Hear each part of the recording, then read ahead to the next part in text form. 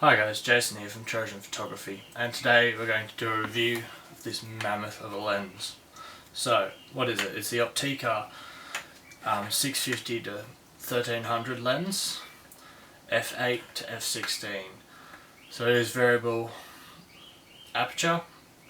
You don't get to choose the aperture. It's, as you zoom out, it goes from 8 at 650 and goes to f16 at 1300. So first of all, there's a couple of lenses out that look like it and they are the exact same. So you've got Opteka, Bauer, Samyang. They're all the exact same lens, they're just rebranded, they've just got a different label up here. Essentially they're the same build, same glass in them. They may have a different case, but that's about it. They're the exact same lens otherwise. So just thought we'd get that out of the way first. So this lens is about $250 to $350. Now that price range difference depends on what branding's on it. So realistically, whatever you can get cheapest is fine because it's all the exact same. So when you get this, it comes in a box, comes with the lens. You also get a nice lens case with it, nice black, sort of like a neoprene closed cell sort of material.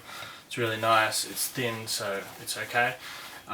It's also good because this is not going to fit in a normal camera bag, so you can carry it around with this. It's got a strap so you can sling around your shoulder when you're walking around.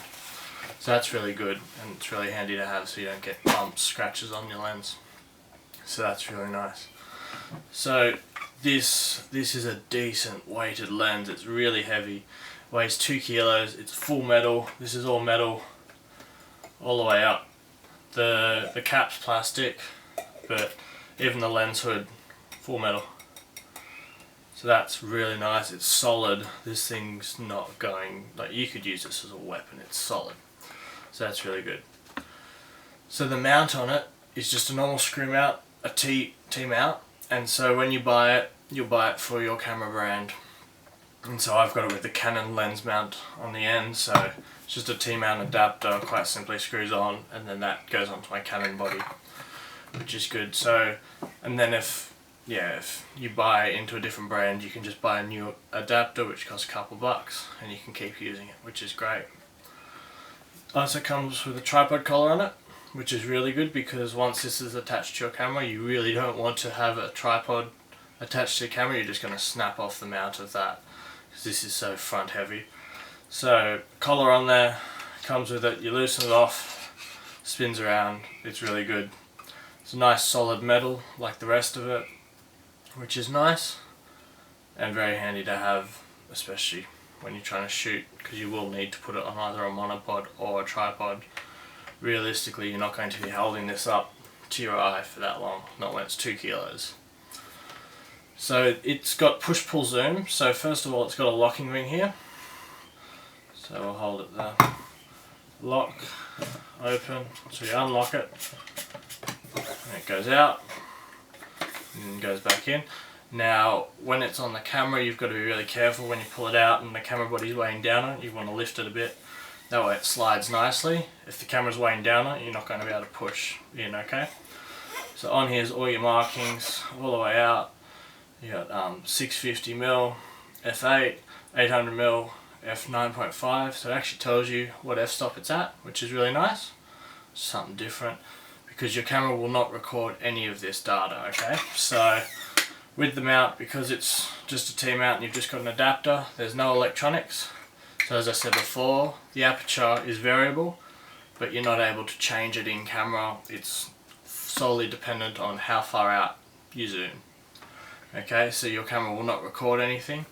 It's still not too hard to shoot with. You can just shoot in manual mode, or alternately you shoot in aperture priority, and all my results have come out quite well. Now, because it goes from f8 to f16, it will be quite low light. You really do want to be shooting in nice sunny or bright conditions. You're not going to be shooting indoors with this anyway. It's very long, it's more for nature. But if it's sort of cloudy or rainy outside, you're going to really struggle unless you've got a higher end body like a 5D Mark III or II or something, or one of the higher end Nikons or something, because you're going to have to bump the ISO a lot up because of such a small aperture to shoot through. So this lens is full manual, as I said before, no electronics. So you got the near, far written on it, and I found it wasn't too bad to focus. Like, I've read a lot of reviews saying, oh, it's a pain in the ass, but you know, once you get used to it, manual focus isn't too bad. And even for moving subjects like birds and stuff, I've had some pretty decent results with it. You just got to get used to it, you got to be patient and lots of practice, I guess. So it comes with a hood, which is this end bit that screws on. You can unscrew it. Now when you unscrew it, you can actually get to the front element, which is in there. It's a 92mm filter thread. I don't have a filter on it, and I usually do for my lenses, but because it's a cheaper one, I'm not too fast. And the hood's always on it because, well, it's solid, it can't be reversed on it. So it's not going to get scratched at all, which is nice. Now when you've got this on the camera, and even when you've got the tripod attached at the bottom, if you zoomed all the way out, it is very, very front heavy. Even with the counterweight of my 550D and a battery grip, I still find it wants to go forward a bit more. Now, it also depends on what kind of tripod mount you've got it on. So I've just got the stock standard ball head on mine, and the ball head's really hard. Ideally, when you put it onto your tripod, you want to use a gimbal head, but you can get away with it. If you've got a good quality tripod head on, you won't have a problem. So overall, it is a really nice lens. After this, I'm going to take you into the computer and we're going to look at a couple sample shots, and I'll just show you where the vignetting and any sort of defects I feel are issues with it, and where we can go from there. But overall, the build quality, nice, strong. It is very heavy. It is great value for how much zoom you're getting out of it. So yeah, so let's get into the computer and look at some sample shots, and we'll see what's there.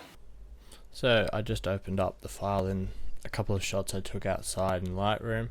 So these are raw shots, but they are all unedited, as you can see from the side. Nothing has been changed.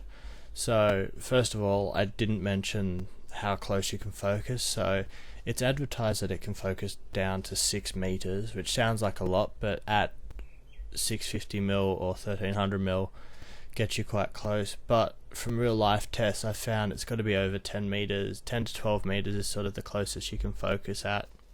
So you got to take that into account as well. So it might seem like a decent distance, but it's a lot further away than you thought. So I just went outside and I took a couple shots. It was always all on the tripod. I used a remote. I used mirror lock up first. It was partially a bit cloudy on the day. You can see the ISO is up at 800 here, but there wasn't any shake because I had mirror lock up, had the remote, so that helped. So first of all, I just sort of took a photo of this bush tree sort of thing in the front yard. Now this was just shot zeroing out the meter, so you'll find it overexposed a lot. So at 650 I sort of have to underexpose by 1 stop. At 1300 I found you have to underexpose by about 2 stops to sort of get the exposure right, because you can see this is very overexposed. So exposing down, and you can see this branch is in focus. The focus is quite decent, and even though it's f8, because this is at 650mm, even though you can see here in Lightroom it doesn't give you any of those details of the f-stop or the focal distance. You can see 1/60th of a second. These branches behind are only about a foot, 30 centimeters behind. They're nice and out of focus. Now when I zoom in, you can start to see it's not that sharp, and there's a lot of chromatic aberration.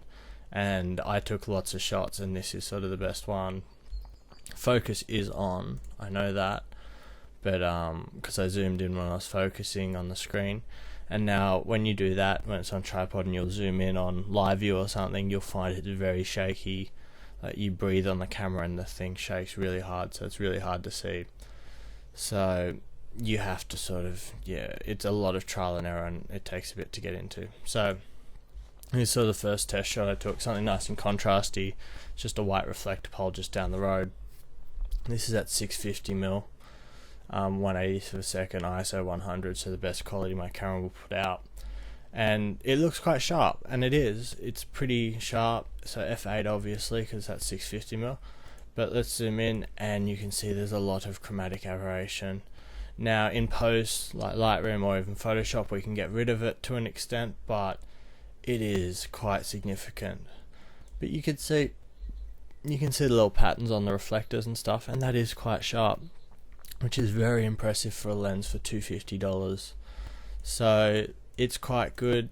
I find it's not too hard to focus. This fence behind it is only about 2 meters behind, and it's pretty well blurred out. So if you're doing nature photography or something, you'll find you will isolate the subject. If you've got a bird flying overhead or a bird sitting on a tree, you'll isolate the subject pretty well, even at f8, because it's such a long focal distance. It's a shallow depth of field, really shallow. So at 650, I think it's really nice. Zoomed out, like at normal, it's fine. 1:1, you can start to see chromatic aberration. It is a bit blurry, like it's not tack sharp, but for the price of the lens, that's pretty good. So that's in the center-ish. Out to the side, like to the borders, it's sort of the same. It gets a bit blurrier. It's not as sharp. So let's go to 1300mm. So 1300mm, exact same subject zoomed in, so you can see the difference. So that's 650, 1300, 650, 1300. I took 10-20 shots of this, and this is as sharp as it gets. This is as clear as it gets. It is a very high contrast thing because it is a white pole, but that's what you really want to see it against.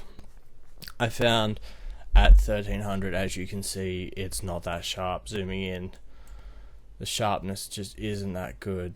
Now I did have to shoot at ISO 1600, so that's why there's noise, but you can still see it's not that sharp, because I usually still get quite sharp images on this camera at 1600. So, and the chromatic aberration's still there. It's about the same really, but you can see sharpness. You can't see any of this defined. You can't see all this defined like you could.